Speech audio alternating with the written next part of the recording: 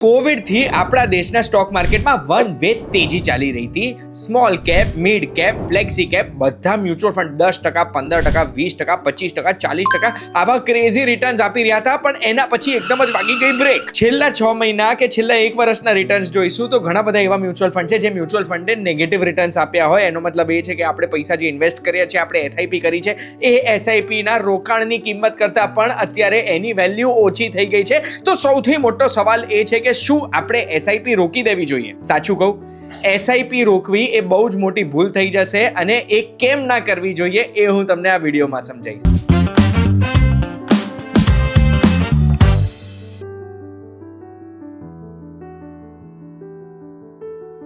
યો વોચિંગ સાચું કહું, મારું નામ છે ગુંજ ઠક્કર. આજે આપણે ગણિત કરીશું કે માર્કેટમાં જો ક્રેશ આવે છે કે પછી માર્કેટ અત્યારે ડાઉનવર્ડ ટ્રેન્ડ તરફ દેખાઈ રહ્યું છે, ત્યારે શું આપણે એસઆઈપી રોકવી જોઈએ કે ના રોકવી જોઈએ? એસઆઈપી એટલે સિસ્ટમેટિક ઇન્વેસ્ટમેન્ટ પ્લાન છે, જેમાં આપણે નક્કી કરી દીધું છે કે દર અઠવાડિયે, દર 15 દિવસે કે પછી દર મહિને એક્સ રકમ, ફિક્સ રકમ, એ એક મ્યુચ્યુઅલ ફંડ આપણે નક્કી કર્યો છે, એની અંદર રોકાણ થવી જોઈએ. હવે એ જે રોકાણ થાય છે રકમ, એ રકમ રોકાણ થશે તો એની સામે આપણને મ્યુચ્યુઅલ ફંડના યુનિટ મળશે. કેટલા યુનિટ મળશે એ નક્કી કરશે મ્યુચ્યુઅલ ફંડનો ભાવ શું છે, એની કિંમત શું છે, જેને ટેકનિકલ ટર્મ્સમાં NAV, નેટ અસેટ વેલ્યુ કહેવામાં આવે છે. અગર બજાર ઉપર છે, NAV વધારે છે તો એટલા પૈસામાં ઓછા યુનિટ મળશે. અગર બજાર નીચે છે, NAV ઓછું છે તો એટલા પૈસામાં વધારે યુનિટ મળશે. આ છે એસઆઈપી નું ગણિત. હવે માર્કેટ ક્રેશ થાય કે પછી બજાર ડાઉનવર્ડ ટ્રેન્ડમાં હોય ત્યારે આપણે એસઆઈપી રોકવી જોઈએ કે નહીં, એ હું તમને એક કેલ્ક્યુલેશન કરીને ઉદાહરણ સાથે સમજાવવા માંગુ છું. માની લો એક ફંડ છે, સાચું કહું મ્યુચ્યુઅલ ફંડ. આ ફંડમાં આપણે દર મહિને 5,000 રૂપિયાની એસઆઈપી કરવી છે. આ સાચું કહું મ્યુચ્યુઅલ ફંડનો આજનો NAV, નેટ અસેટ વેલ્યુ 100 રૂપિયાનો છે. આપણે એમાં 5,000 રૂપિયા પહેલા મહિને રોકીશું તો આપણને 100 રૂપિયા NAV હિસાબે 50 યુનિટ મળશે આ મ્યુચ્યુઅલ ફંડના. 50 યુનિટનું માર્કેટ વેલ્યુ આજે આપણે જોઈએ તો 100 રૂપિયાના ભાવે 5,000 રૂપિયા છે. આપણા રોકાણ જેટલા કર્યા છે એટલાની કિંમત છે. પણ માની લો બીજા મહિનામાં કંઈક ઉતાર ચઢાવ માર્કેટમાં આવી ગયા અને આ ફંડમાં, સાચું કહું ફંડમાં 10% તેજી થઈ ગઈ અને એનો NAV 110 રૂપિયા થઈ ગયો. અગર 110 રૂપિયા થઈ જશે NAV અને આપણે 5,000 ની એસઆઈપી થશે એમાં, તો આપણને કેટલા યુનિટ મળશે? 5,000 ભાગ્યા 110 એટલે 45.45 યુનિટ આપણને મળશે. તો આપણી મૂડીની કિંમત ગણવા માટે આપણે ગણવું પડશે કે આપણી જોડે કેટલા યુનિટ છે. તો પહેલા મહિનાના 50, બીજા મહિનાના 45.45 એટલે આપણી જોડે ટોટલ 95.45 યુનિટ છે. 110 રૂપિયા આપણા મ્યુચ્યુઅલ ફંડનો, સાચું કહું મ્યુચ્યુઅલ ફંડનો ભાવ છે. એનો મતલબ છે કે આપણી જોડે અત્યારે 10,499 રૂપિયા અને 50 પૈસાનો મ્યુચ્યુઅલ ફંડનો આપણો પોર્ટફોલિયો બોલે છે.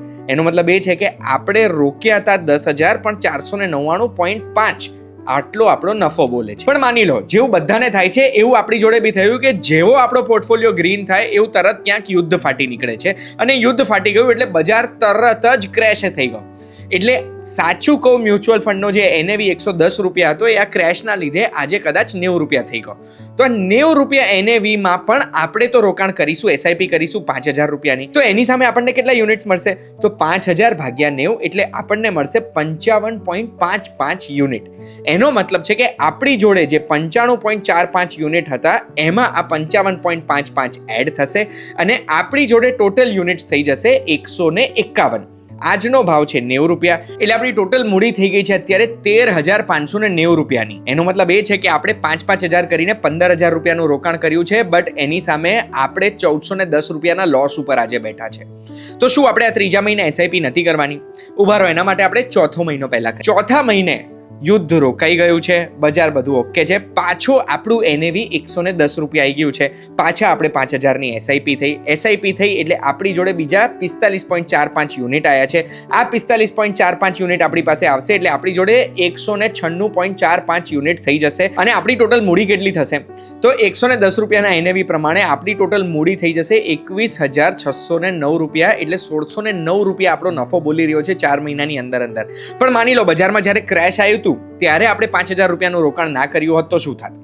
તો કંઈ જ ના થાત. 55.55 યુનિટ આપણને ના મળ્યા હોત, એટલા આપણે લીધા ના હોત અને આપણે 15,000 નું રોકાણ કરીને 15,499 રૂપિયા પર આજે આપણે બેઠા હોત. એનો મતલબ એ છે કે અગર એ ત્રીજા મહિનામાં આપણે રોકાણ ના કર્યું હોત તો આપણો નફો જે 1,609 રૂપિયા બોલી રહ્યો છે એ આજે ખાલી 499 રૂપિયા હોત. આવું કેમ થયું? આવું એટલે થયું કારણ કે કોઈ પણ વ્યક્તિ એસઆઈપી કેમ કરે છે. વિડીયોમાં આગળ વધતા પહેલા એક બહુ જ સારા સમાચાર આપવા માંગુ છું તમને.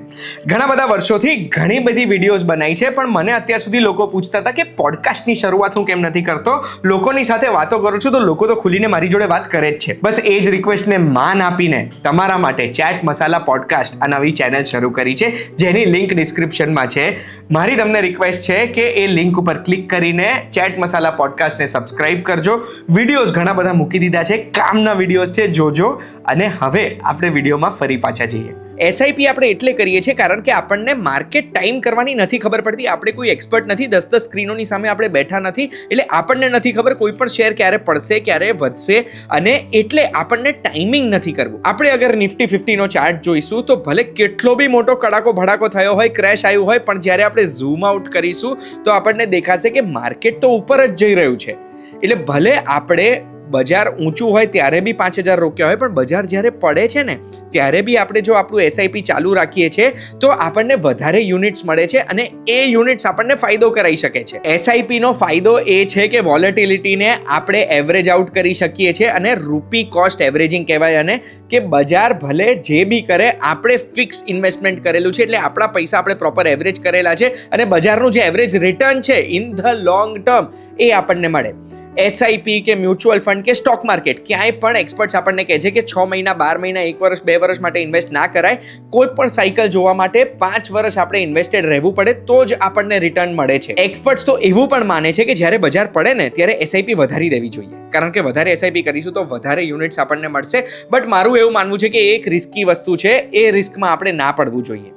શ્યામલા બાસુની એક રિપોર્ટ પ્રમાણે એમણે એવું કેલ્ક્યુલેટ કર્યું હતું કે 1990 થી 2022 સુધી અગર તમે સેન્સેક્સના 40 બેસ્ટ દિવસ જો ઇન્વેસ્ટિંગ મિસ કર્યું હોત ને તો જે 13.7% રિટર્ન મળવાનું હતું એની જગ્યાએ ફક્ત 4.5% જ મળે, એટલે 9%થી વધારે રિટર્ન ઓછું મળે. બેસિકલી બજાર જ્યારે પડે છે, જ્યારે બધા ભયભીત હોય છે, ત્યારે જો તમે પણ ભયભીત થઈ જાઓ છો અને તમારું રોકાણ કે તમારી એસઆઈપી અટકાવી દો છો તો ત્યારે તમને જે વધારે યુનિટ્સ મળવા પાત્ર હતા એ તમને નહીં મળી શકે, અને એટલે તમારું રિટર્ન એટલું ઓછું મળશે. આનો મતલબ એવો નથી કે બજાર પડે ત્યારે ફોમો કરવાનું કે પછી હું રહી ગયો કરીને બધા પૈસા બજારમાં રોકી દેવાના.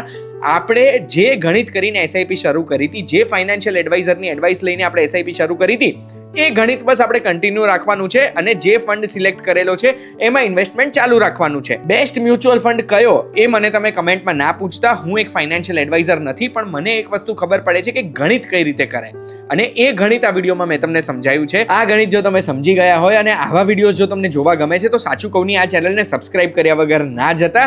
આવા તો હજુ પુષ્કળ વિડીયોઝ હું બનાવવાનો છું. આપણે ફરી મળીશું. બાય.